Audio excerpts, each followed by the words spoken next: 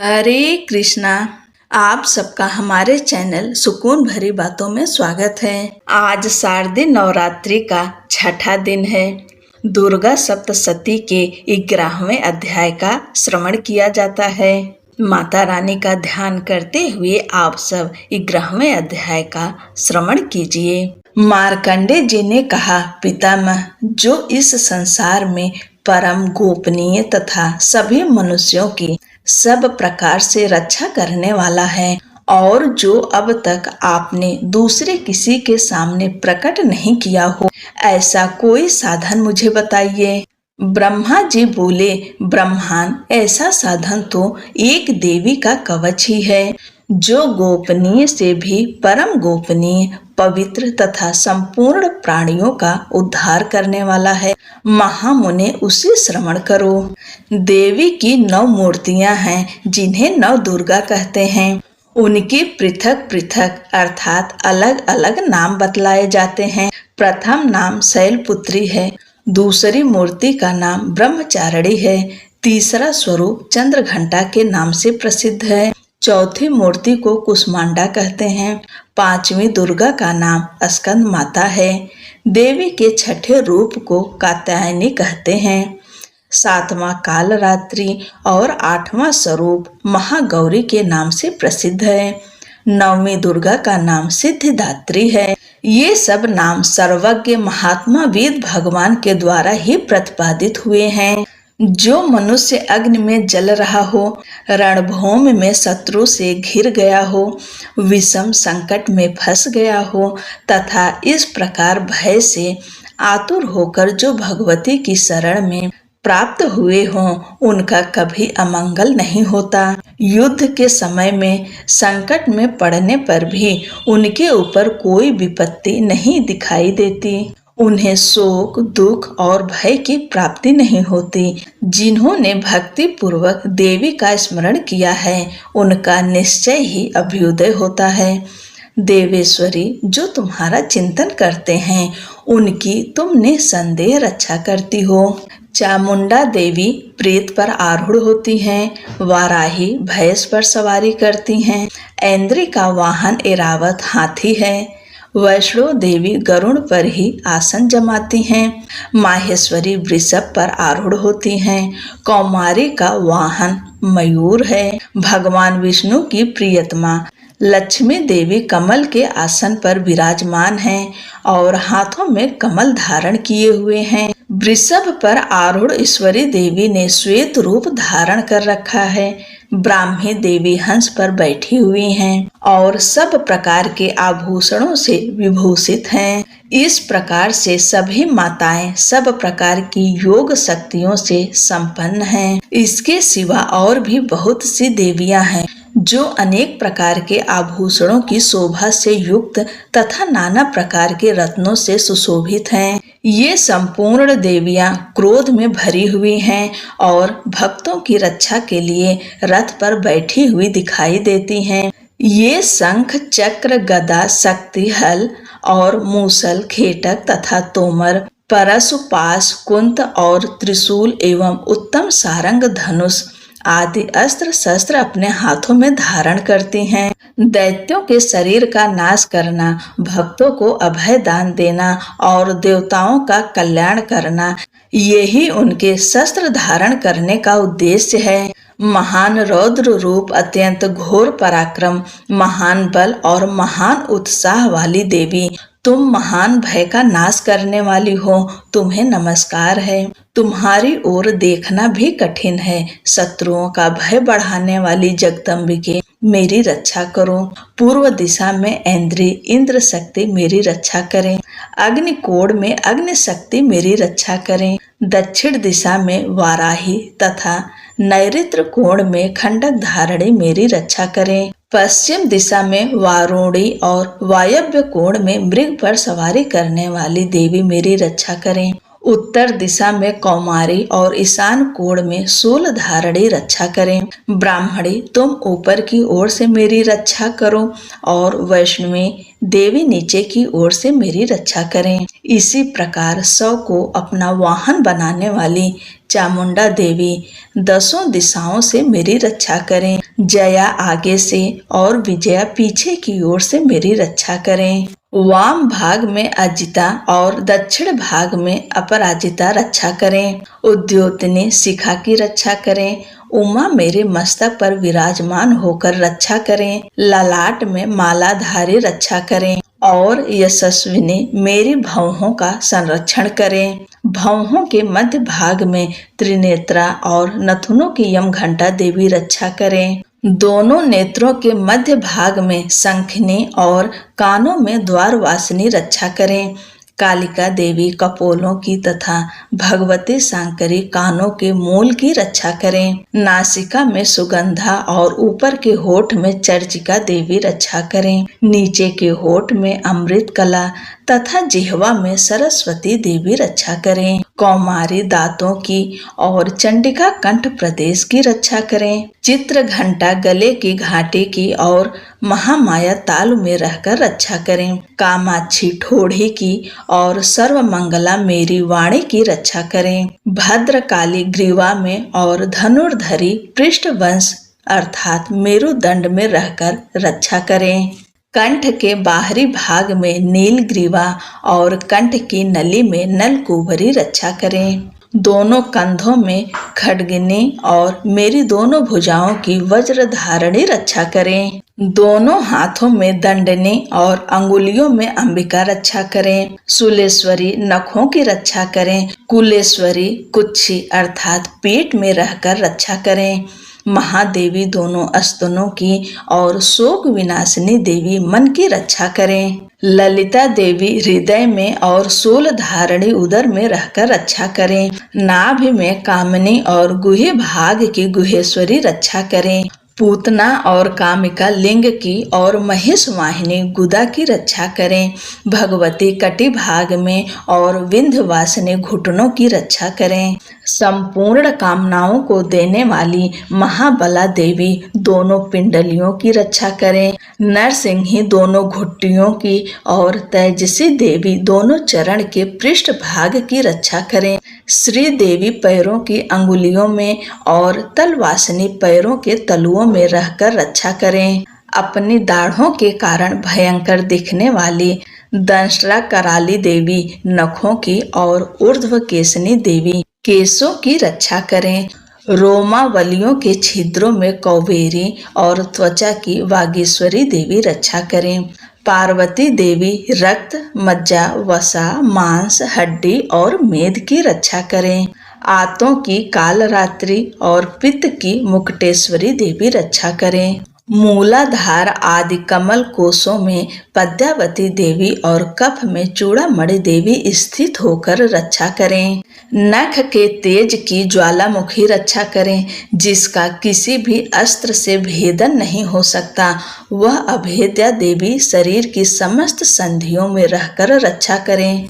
ब्राह्मणी आप मेरे वीर की रक्षा करें। छत्रेश्वरी छाया की तथा धर्म धारणी देवी मेरे अहंकार मन और बुद्धि की रक्षा करें। हाथ में वज्र धारण करने वाली वज्रहस्ता देवी मेरे प्राण अपान व्यान उदान और समान वायु की रक्षा करें। कल्याण से शोभित होने वाली भगवती कल्याण शोभना मेरे प्राण की रक्षा करें। रस रूप गंध शब्द और स्पर्श इन विषयों का अनुभव करते समय योगिनी देवी रक्षा करें तथा सत्व गुण रजोगुण और तमोगुण की रक्षा सदा नारायणी देवी करें। वाराही आयु की रक्षा करें। वैष्णवी धर्म की रक्षा करें तथा चक्रिणी देवी यश कीर्ति लक्ष्मी धन तथा विद्या की रक्षा करें। इंद्राणी आप मेरे गोत्र की रक्षा करें। चंडिके तुम मेरे पशुओं की रक्षा करो। महालक्ष्मी पुत्रों की रक्षा करें और भैरवी पत्नी की रक्षा करें। मेरे पथ की सुपथा तथा मार्ग की क्षेम करी रक्षा करें। राजा के दरबार में महालक्ष्मी रक्षा करें तथा सब ओर व्याप्त रहने वाली विजय देवी संपूर्ण भयों से रक्षा करें। देवी, जो स्थान कवच में नहीं कहा गया है अतएव रक्षा से रहित है, वह सब तुम्हारे द्वारा सुरक्षित हो, क्योंकि तुम विजयशालिनी और पापनाशिनी हो। यदि अपने शरीर का भला चाहे तो मनुष्य बिना कवच के कहीं एक पग भी ना जाए। कवच का पाठ करके ही यात्रा करे।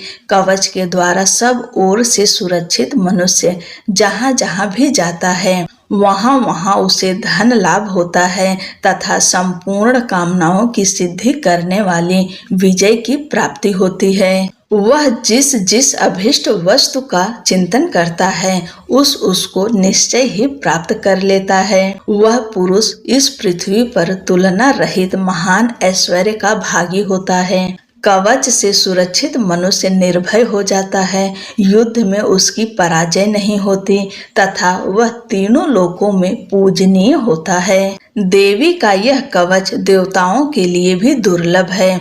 जो प्रतिदिन नियम पूर्वक तीनों संध्याओं के समय श्रद्धा के साथ इसका पाठ करता है उसे दैवी कला प्राप्त होती है तथा वह तीनों लोकों में कहीं भी पराजित नहीं होता। इतना ही नहीं, वह अमृत से रहित हो 100 से भी अधिक वर्षों तक जीवित रहता है। मकरी, चेचक, कोढ़ आदि उसकी संपूर्ण व्याधियां नष्ट हो जाती है। कनेर, भांग, अफीम, धतूरे आदि का स्थावर विष, सांप और बिच्छू आदि के काटने से चढ़ा हुआ जंगम विष तथा आइफेन और तेल के संयोग आदि से बनने वाला कृत्रिम विष, ये सभी प्रकार के विष दूर हो जाते हैं। उनका कोई भी असर नहीं होता है। इस पृथ्वी पर मारण, मोहन आदि जितने आभिचारिक प्रयोग होते हैं तथा इस प्रकार के जितने मंत्र यंत्र होते हैं वे सब इस कवच को हृदय में धारण कर लेने पर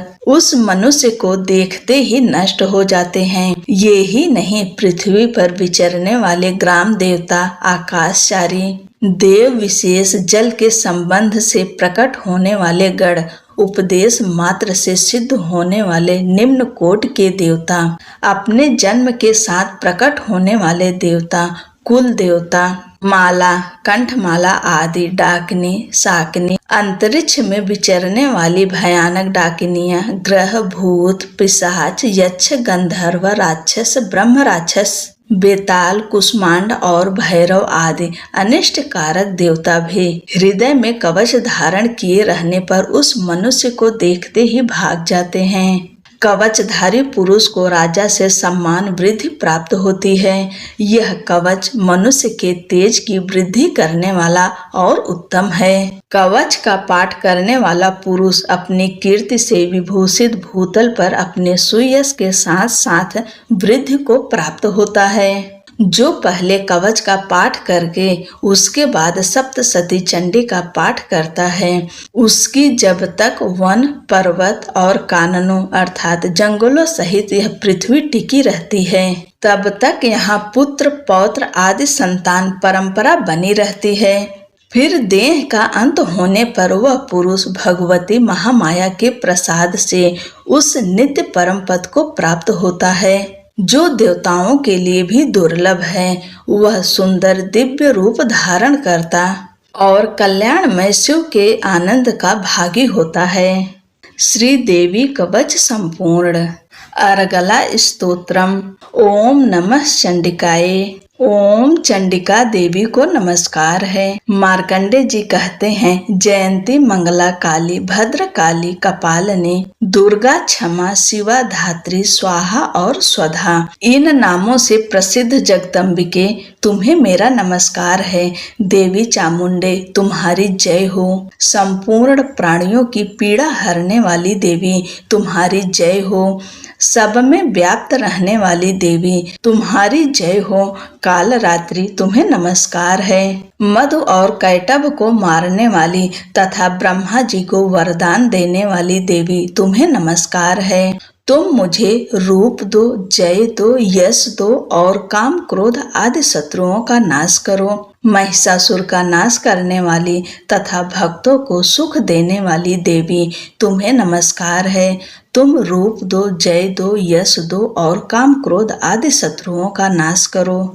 रक्त बीज का वध और चंड मुंड का विनाश करने वाली देवी, तुम रूप दो, जय दो, यश दो और काम क्रोध आदि शत्रुओं का नाश करो। शुंभ और निशुंभ तथा धूम्र लोचन का मर्दन करने वाली देवी, तुम रूप दो, जय दो, यश दो और काम क्रोध आदि शत्रुओं का नाश करो। सबके द्वारा वंदित युगल चरणों वाली तथा संपूर्ण सौभाग्य प्रदान करने वाली देवी, तुम रूप दो, जय दो, यश दो और काम क्रोध आदि शत्रुओं का नाश करो। देवी, तुम्हारे रूप और चरित्र अचिंत्य है। तुम समस्त शत्रुओं का नाश करने वाली हो। तुम रूप दो, जय दो, यश दो और काम क्रोध आदि शत्रुओं का नाश करो। पापों को दूर करने वाली चंडिके, जो भक्ति पूर्वक तुम्हारे चरणों में सर्वदा मस्तक झुकाते हैं, उन्हें रूप दो, जय दो, यश दो और काम क्रोध आदि शत्रुओं का नाश करो। रोगों का नाश करने वाली चंडिके, जो भक्ति पूर्वक तुम्हारी स्तुति करते हैं, उन्हें तुम रूप दो, जय दो, यश दो और काम क्रोध आदि शत्रुओं का नाश करो। चंडिके, इस संसार में जो भक्ति पूर्वक तुम्हारी पूजा करते हैं, उन्हें रूप दो, जय दो, यश दो और काम क्रोध आदि शत्रुओं का नाश करो। मुझे सौभाग्य और आरोग्य दो, परम सुख दो, रूप दो, जय दो, यश दो और काम क्रोध आदि शत्रुओं का नाश करो। जो मुझसे द्वेष रखते हों, उनका नाश और मेरे बल की वृद्धि करो। रूप दो, जय दो, यश दो और काम क्रोध आदि शत्रुओं का नाश करो। देवी, मेरा कल्याण करो, मुझे उत्तम संपत्ति प्रदान करो। रूप दो, जय दो, यश दो और काम क्रोध आदि शत्रुओं का नाश करो। अंबिके, देवता और असुर दोनों ही अपने माथे की मुकुट की मड़ियों को तुम्हारे चरणों पर घिसते हैं। तुम रूप दो, जय दो, यश दो और काम क्रोध आदि शत्रुओं का नाश करो। तुम अपने भक्त जन को विद्वान, यशस्वी और लक्ष्मीवान बनाओ तथा रूप दो, जय दो, यश दो और काम क्रोध आदि शत्रुओं का नाश करो। प्रचंड दैत्यों के दर्प का दलन करने वाली चंडिके, मुझ शरणागत को रूप दो, जय दो, यश दो और काम क्रोध आदि शत्रुओं का नाश करो। चतुर्भुज ब्रह्मा जी के द्वारा प्रशंसित चार भुजा धारणी परमेश्वरी, तुम रूप दो, जय दो, यश दो और काम क्रोध आदि शत्रुओं का नाश करो। देवी अंबिके, भगवान विष्णु नित्य निरंतर भक्ति पूर्वक तुम्हारी स्तुति करते रहते हैं। तुम रूप दो, जय दो, यश दो और काम क्रोध आदि शत्रुओं का नाश करो। हिमालय कन्या पार्वती के पति महादेव जी के द्वारा होने वाली परमेश्वरी, तुम रूप दो, जय दो, यश दो और काम क्रोध आदि शत्रुओं का नाश करो। सचिपति इंद्र के द्वारा सद्भाव से पूजित होने वाली परमेश्वरी, तुम रूप दो, जय दो, यश दो और काम क्रोध आदि शत्रुओं का नाश करो। प्रचंड भुजदंडों वाले दैत्यों का घमंड चूर करने वाली देवी, तुम रूप दो, जय दो, यश दो और काम क्रोध आदि शत्रुओं का नाश करो। देवी अंबिके, तुम अपने भक्तजनों को सदा असीम आनंद प्रदान करती हो। तुम रूप दो, जय दो, यश दो और काम क्रोध आदि शत्रुओं का नाश करो। मन की इच्छा के अनुसार चलने वाली मनोहर पत्नी प्रदान करो, जो दुर्गम संसार से तारने वाली तथा उत्तम कुल में जन्मी हो। जो मनुष्य इस स्तोत्र का पाठ करके सप्तसती रूपी महास्तोत्र का पाठ करता है, वह सप्तसती के जप संख्या से मिलने वाले श्रेष्ठ फल को प्राप्त होता है। साथ ही वह प्रचुर संपत्ति भी प्राप्त कर लेता है। इति देवी अर्गला स्तोत्रम संपूर्णम। कीलक स्तोत्रम। ओम नमः चंडिकाय। मार्कंडे जी कहते हैं, विशुद्ध ज्ञान ही जिनका शरीर है, तीनों वेद ही जिनके तीन नेत्र हैं, जो कल्याण प्राप्ति के हेतु हैं तथा अपने मस्तक पर अर्ध चंद्र धारण करते हैं, उन भगवान शिव को नमस्कार है। मंत्रों का जो अभिकीलक है, अर्थात मंत्रों की सिद्धि में विघ्न उपस्थित करने वाले, साप रूपी कीलक का निवारण करने वाला है, उस सप्तशती स्तोत्र को संपूर्ण रूप से जानना चाहिए और जानकर उसकी उपासना करनी चाहिए। उसके भी उच्चाटन आदि कर्म सिद्ध होते हैं, उसे भी समस्त दुर्लभ वस्तुओं की प्राप्ति होती है। तथापि जो अन्य मंत्रों का जप न करके केवल इस सप्तशती नामक स्तोत्र से ही देवी की स्तुति करते हैं, उन्हें स्तुति मात्र से ही सच्चिदानंद स्वरूपिणी देवी सिद्ध हो जाती हैं। उन्हें अपने कार्य की सिद्धि के लिए मंत्र, औषधि तथा अन्य किसी साधन के उपयोग की आवश्यकता नहीं रहती। बिना जप के उनके उच्चाटन आदि समस्त अभिचारिक कर्म सिद्ध हो जाते हैं। इतना ही नहीं, उनकी संपूर्ण अभीष्ट वस्तुएं भी सिद्ध होती है। लोगों के मन में यह शंका थी कि जब केवल सप्तशती की उपासना से भी सामान्य रूप से अथवा सप्तशती को छोड़कर अन्य मंत्रों की उपासना से भी सामान्य रूप से सब कार्य सिद्ध होते हैं, अब इनमें श्रेष्ठ कौन सा साधन है? लोगों की इस शंका को सामने रखकर भगवान शंकर ने अपने पास आए हुए जिज्ञासुओं को समझाया कि यह सप्तशती नामक संपूर्ण स्तोत्र ही सर्वश्रेष्ठ एवं कल्याणमय है। तदंतर भगवती चंडिका के सप्तशती नामक स्तोत्र को महादेव जी ने गुप्त कर दिया। सप्तशती के पाठ से जो पुण्य प्राप्त होता है, उसकी कभी भी समाप्ति नहीं होती, किंतु अन्य मंत्रों के जप जन्य पुण्य की समाप्ति हो जाती है। अतः भगवान शिव ने अन्य मंत्रों की अपेक्षा जो सप्तशती की ही श्रेष्ठता का निर्णय किया, उसे जानना चाहिए। अन्य मंत्रों का जप करने वाला पुरुष भी यदि सप्तशती के स्तोत्र और जप का अनुष्ठान कर ले तो वह भी पूर्ण रूप से कल्याण का भागी होता है। इसमें तनिक भी संदेह नहीं है। जो साधक कृष्ण पक्ष की चतुर्दशी अथवा अष्टमी को एकाग्रचित होकर अपना सर्वस्व समर्पित कर देता है और फिर उसे प्रसाद रूप में ग्रहण करता है, उसी पर भगवती प्रसन्न होती हैं, अन्यथा उनकी प्रसन्नता नहीं प्राप्त होती। इस प्रकार सिद्धि के प्रतिबंधक रूप कील के महादेव जी ने इस स्तोत्र को कीलित कर रखा है। जो पूर्वोक्त रीति से निष्कीलन करके इस सप्तशती स्तोत्र का प्रतिदिन स्पष्ट उच्चारण पूर्वक पाठ करता है, वह मनुष्य सिद्ध हो जाता है, वही देवी का पार्षद होता है और वही गंधर्व भी होता है। सर्वत्र विचरते रहने पर भी इस संसार में उसे कहीं भी भय नहीं होता। वह अपमृत्यु के वश में नहीं पड़ता तथा देह त्यागने के अनंतर मोक्ष प्राप्त कर लेता है। अतः कीलन को जानकर उसका परिहार करके ही सप्तशती का पाठ आरंभ करें। जो ऐसा नहीं करता उसका नाश हो जाता है। इसलिए कीलक और निष्कीलन का ज्ञान प्राप्त करने पर ही यह स्तोत्र निर्दोष होता है और विद्वान पुरुष इस निर्दोष स्तोत्र का ही पाठ आरंभ करते हैं। स्त्रियों में जो कुछ भी सौभाग्य आदि दृष्टि गोचर होता है, वह सब देवी के प्रसाद का ही फल है। अतः इस कल्याणमय स्तोत्र का सदा जप करना चाहिए। इस स्तोत्र का मंद स्वर से पाठ करने पर स्वल्प फल की सिद्धि होती है। अतः उच्च स्वर से ही इसका पाठ आरंभ करना चाहिए। जिनके प्रसाद से ऐश्वर्य, सौभाग्य, आरोग्य, संपत्ति, शत्रुनाश तथा परम मोक्ष की भी सिद्धि होती है, उन कल्याणमय जगदम्बा की स्तुति मनुष्य क्यों नहीं करते। इति श्री देवी कीलक स्तोत्रम संपूर्णम।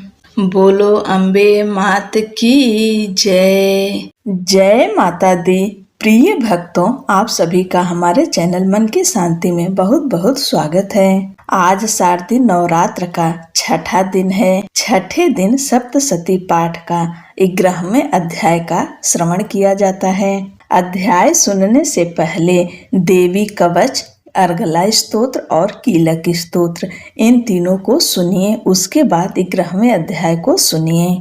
11वें अध्याय में देवताओं द्वारा देवी की स्तुति है तथा देवी द्वारा देवताओं को वरदान देना।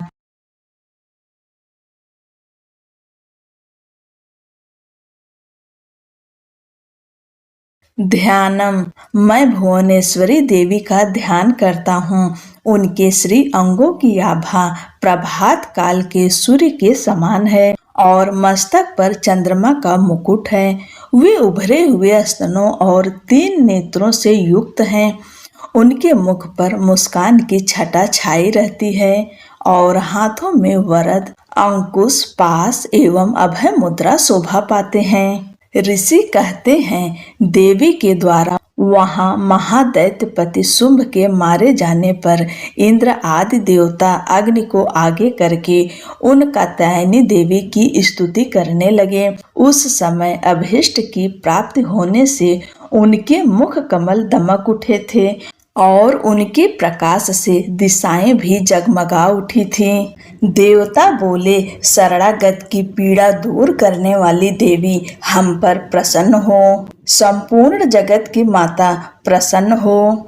विश्वेश्वरी, विश्व की रक्षा करो। देवी तुम ही चराचर जगत की अधीश्वरी हो। तुम इस जगत का एकमात्र आधार हो, क्योंकि पृथ्वी रूप में तुम्हारी ही स्थिति है। देवी तुम्हारा पराक्रम अलंघनीय है। तुम ही जल रूप में स्थित होकर संपूर्ण जगत को तृप्त करती हो। तुम अनंत बल संपन्न वैष्णवी शक्ति हो। इस विश्व की कारणभूता परामाया हो। देवी तुमने इस समस्त जगत को मोहित कर रखा है। तुम ही प्रसन्न होने पर इस पृथ्वी पर मोक्ष की प्राप्ति कराती हो। देवी संपूर्ण विद्याएं तुम्हारे ही भिन्न भिन्न स्वरूप हैं। जगत में जितनी स्त्रियां हैं वे सब तुम्हारी ही मूर्तियां हैं। जगतम, एकमात्र तुमने ही इस विश्व को व्याप्त कर रखा है।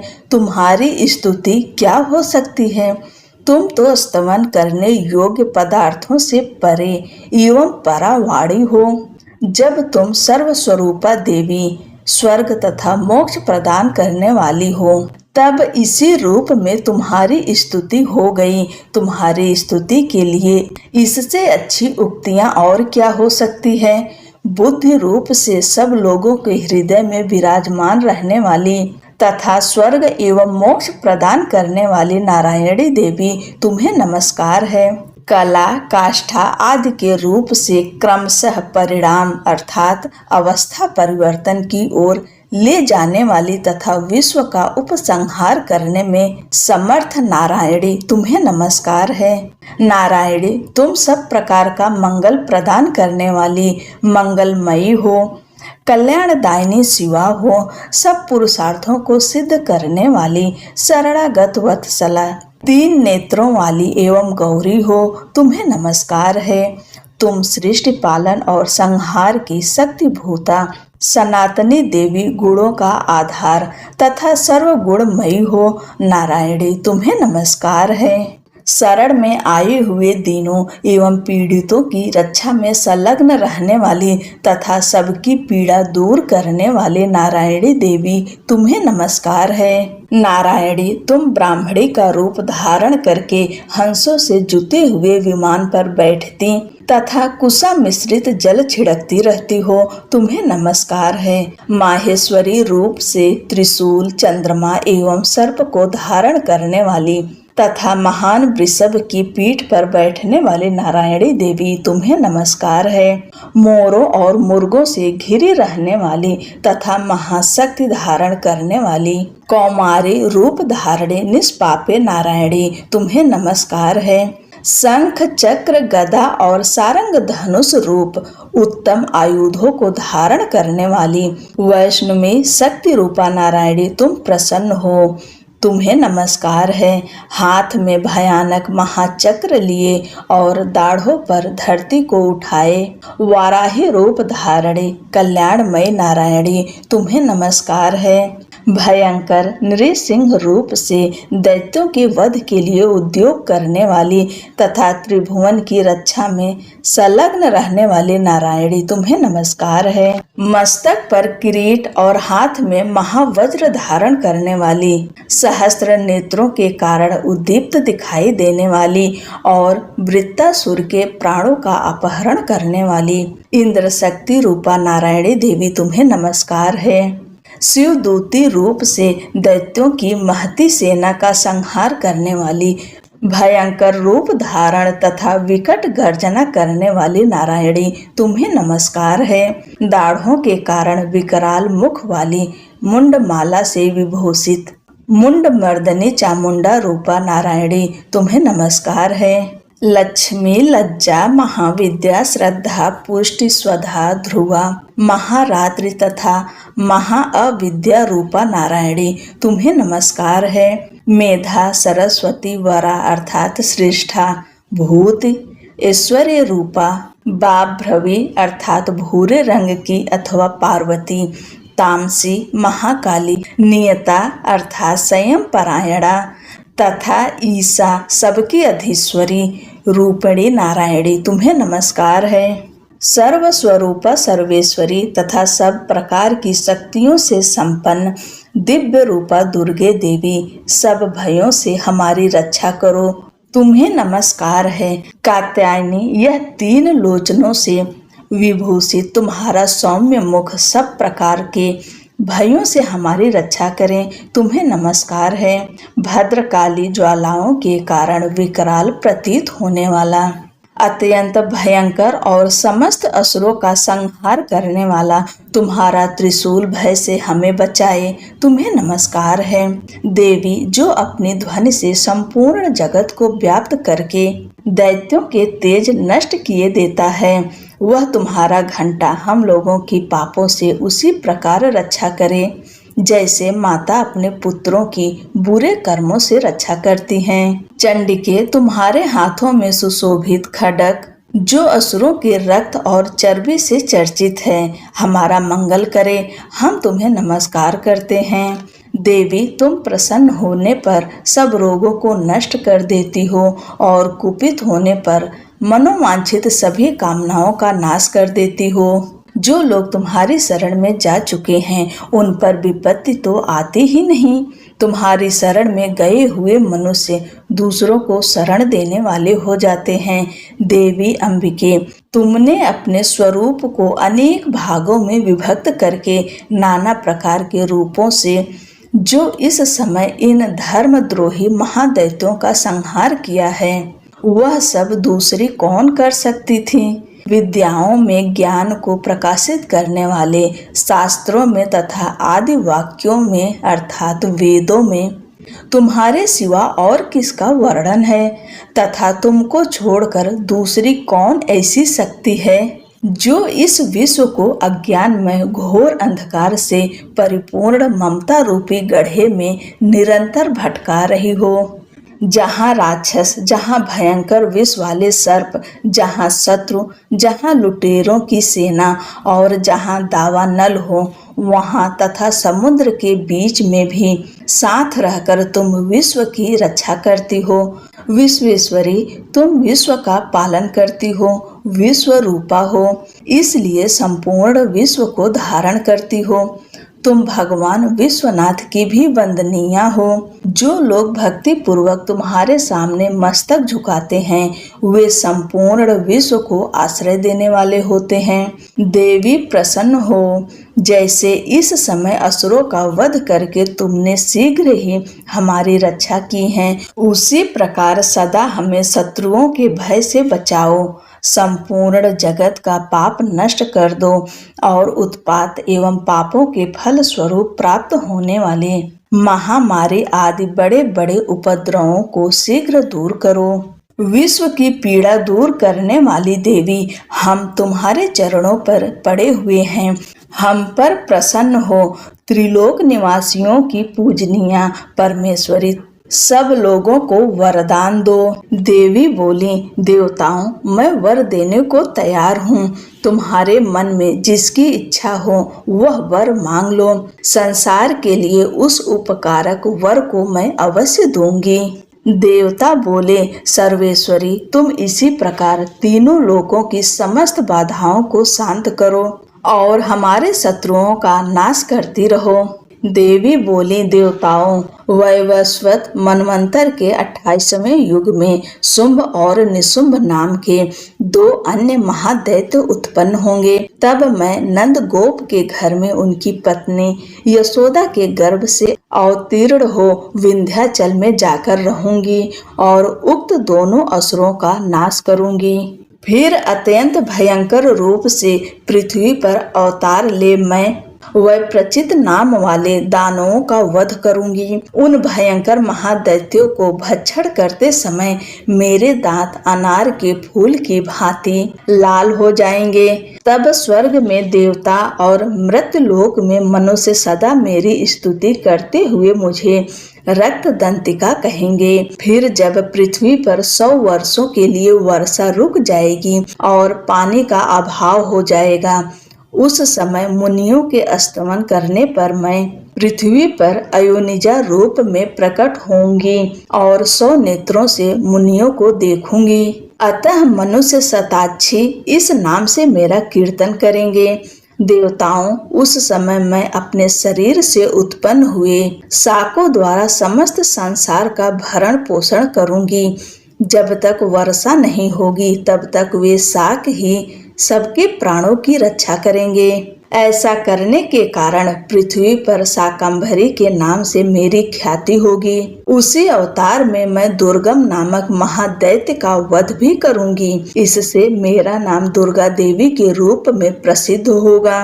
फिर मैं जब भीम रूप धारण करके मुनियों की रक्षा के लिए हिमालय पर रहने वाले राक्षसों का भक्षण करूंगी, उस समय सब मुनि भक्ति से नतमस्तक होकर मेरी स्तुति करेंगे।